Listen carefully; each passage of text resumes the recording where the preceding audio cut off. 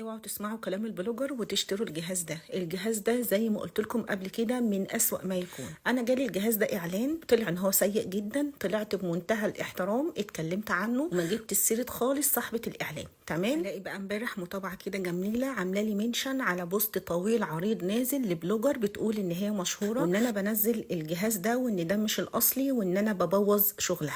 اولا انا معرفكيش ومش بتابعك وما يشرفنيش اتابع حد محتواه نفس اللي انت بتنزليه، مع احترامي ليكي طبعا. تاني حاجه انا طلعت بما يرضي الله. الجهاز ده حبيبتي زي ما جالك اعلان واخدت عليه مبلغ وقدره كان هيتعامل معايا نفس الاعلان وهاخد نفس المبلغ اللي انت خدتيه، ولكن علشان انا واحده بتحترم نفسها قبل ما تحترم متابعينها انا طلعت واتكلمت بما يرضي الله ان الجهاز فعلا سيء جدا. الجهاز لازم يستخدم معاكي مع مزيل دهون ويكون كمان قوي، فانا استخدمت تنظيف البوتاجاز يا حبيبتي، مش الجهاز فقط، انا استخدمت كمان لاستر قاهر الدهون، يعني من غير المنظف اصلا ما كانش هينضف معايا. وانا معاكي ان الجهاز قوه البخار بتاعته عاليه، بس للاسف الاجزاء اللي جايه معاه من اسوأ الماتيريال اللي ممكن تتعمل لان هي كلها ساحت من قوه البخار. الجهاز لازم معاه مذيب. الجهاز كمان وانت بتنضفي حته صغيره فمن قوه البخار بينطلق الدهون لكل حته، فبتلاقي ان انت بهدلتي مكان اكبر. واخيرا انا حد بيشتغل في حاله، فمن فضلكم ما تدخلونيش معاكم في اي جمله مفيده.